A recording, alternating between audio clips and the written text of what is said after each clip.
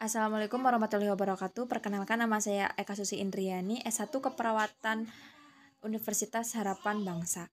Di sini saya akan mempresentasikan kasus dengan diagnosa medis mioma uteri.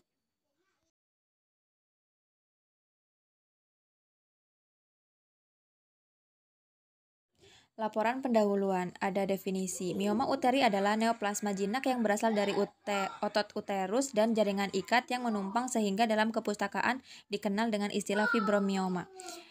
Pun etiologi: 1. Peningkatan estrogen progesteron pada jaringan mioma uteri. 2. Faktor predisposisi yang bersifat herediter. 3. Mioma membesar saat kehamilan mengecil setelah menopause. Faktor resiko terjadi mioma uteri: usia, hormon endogen, riwayat keluarga, indeks massa tubuh, makanan, kehamilan, paritas. Selanjutnya ada manifestasi klinis. Perdarahan abnormal, rasa nyeri yang mungkin muncul karena gangguan sirkulasi darah pada sarang mioma yang disertai nekrosis setempat dan peradangan nyeri terutama saat menstruasi. Yang ketiga, pembesaran perut bagian bawah. Yang selanjutnya, uterus membesar merata. Infertilitas adalah gangguan kesuburan. Selanjutnya ada perdarahan setelah bersenggama. Patofisiologi, ukuran mioma sangat bervariasi, sangat sering ditemukan di bagian bodi uterus, tapi dapat juga terjadi pada serviks. Tumor subkutan dapat tumbuh di atas pembuluh darah endometrium dan menyebabkan perdarahan. Bila tumor ini tumbuh dengan sangat besar, akan menyebabkan penghambatan pada uterus dan menyebabkan perubahan rongga uterus. Pada beberapa keadaan, tumor subkutan berkembang menjadi bertangkai dan menonjol melalui vagina atau serviks yang dapat menyebabkan terjadinya infeksi atau ulserasi. Tumor fibroid sangat jarang bersifat ganas. Infertil mungkin terjadi akibat dari mioma yang mengobstruksi atau menyebabkan kelainan bentuk uterus atau tuba Fallopi. Mioma pada badan uterus dapat menyebabkan aborsi secara spontan dan hal ini menyebabkan kecilnya pembukaan serviks yang membuat bayi lahir sulit. Adapun pemeriksaan penunjang, yang pertama tes laboratorium, yang kedua tes kehamilan terhadap koriotik gonadotropin, yang ketiga ultrasonografi, CT scan MRI, piologram intravena, pap smear serviks, hysterosalpingogram. Komplikasi, yang pertama perdarahan sampai terjadi anemia, yang kedua degenerasi ganas mioma uteri yang menjadi leomiosarkoma ditemukan hanya 0,32 atau 0,6% dari seluruh mioma serta merupakan 50-75% dari semua sarkoma uterus. Yang ketiga ada torsi atau putaran tangkai, mioma bertangkai dapat terjadinya torsi. Hal itu dapat menyebabkan gangguan sirkulasi akut sehingga mengalami nekrosis. Adapun penata laksanaan, yang pertama pengobatan konservatif, mengobati mioma uterus dengan gonadotropin releasing hormone (GnRH) agonis. Pengobatan operatif, tindakan operatif mioma uteri dilakukan terhadap mioma yang menimbulkan gejala yang tidak dapat ditangani dengan pengobatan operatif. Adapun miotektomi, pengambilan sarang mioma saja tanpa pengangkatan uterus, sedangkan histerektomi yaitu pengangkatan uterusnya.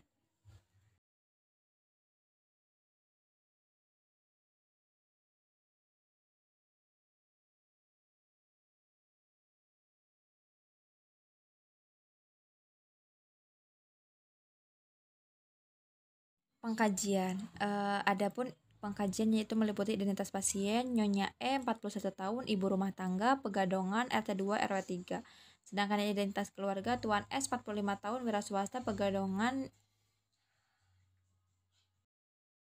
Kesehatan pasien. Keluhan utama, pasien mengatakan nyeri perut, sebah, kadang sesak, lemas. Riwayat penyakit sekarang P2A0 dengan mioma uteri. Faktor yang memperberat penyakit adanya seperti gumpalan darah. Diagnosa medik yaitu mioma uteri.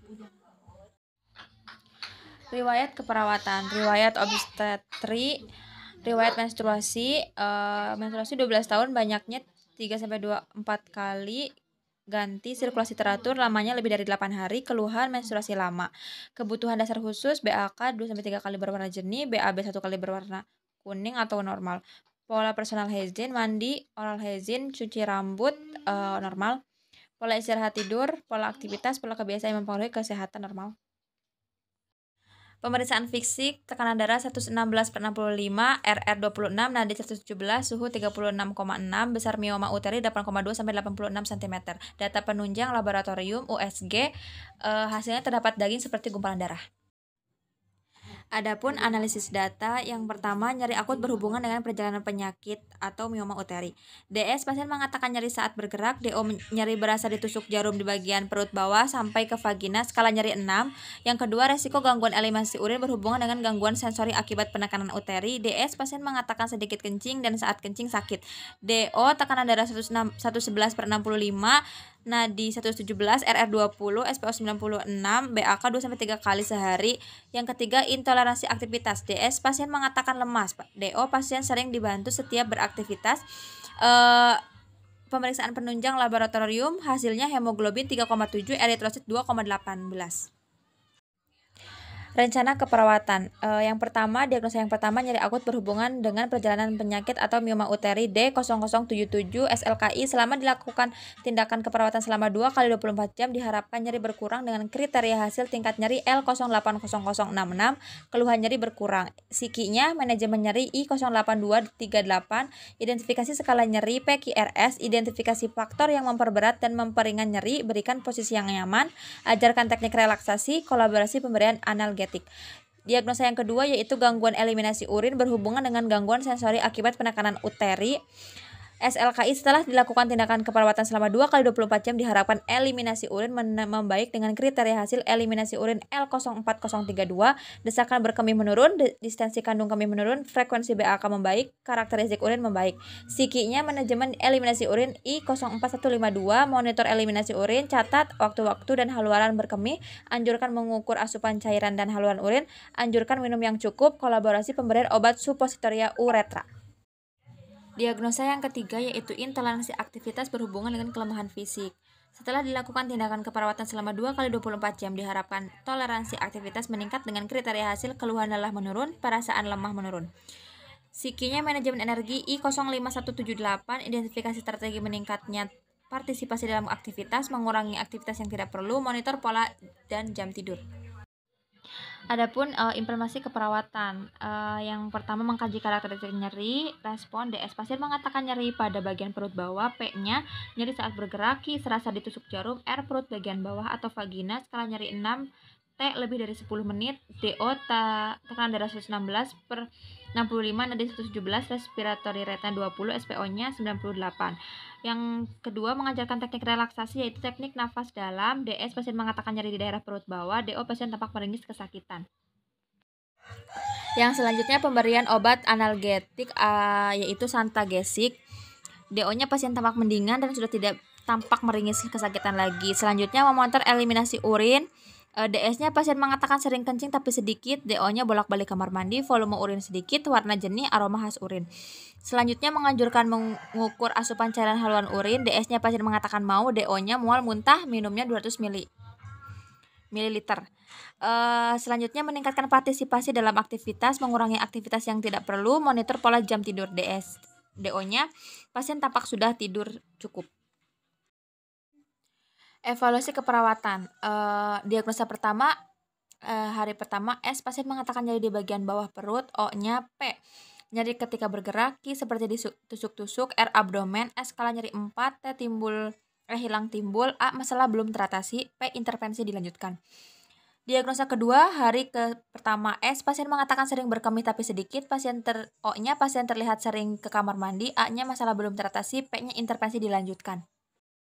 Diagnosa ketiga, hari pertama, S pasien mengatakan lemas, O tekanan darah 120/65, N90, RR 20, SPO 96, S 36,6, hemoglobin 3,7, A masalah belum teratasi, P intervensi dilanjutkan.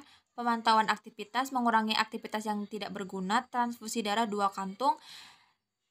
Diagnosa pertama, hari kedua, S pasien mengatakan nyeri sudah agak berkurang, P-nya nyeri ketika bergerak, Q seperti ditusuk-tusuk, R abdomen, skala nyeri 2, hilang timbul. A masalah teratasi, P intervensi dilanjutkan. Diagnosa kedua, hari kedua, S pasien mengatakan berkemih masih sedikit, pasien tampak sering ke kamar mandi, A-nya masalah belum teratasi, P-nya intervensi dilanjutkan. Diagnosa ketiga, hari ketiga, pasien mengatakan sudah tidak merasa lemas lagi, sudah bisa sedikit beraktivitas. O-nya, tekanan darah, nadi, RR, SPO, suhu normal, hemoglobin 8,7 setelah dilakukan transfusi darah. A. Masalah teratasi, P. Intervensi dihentikan.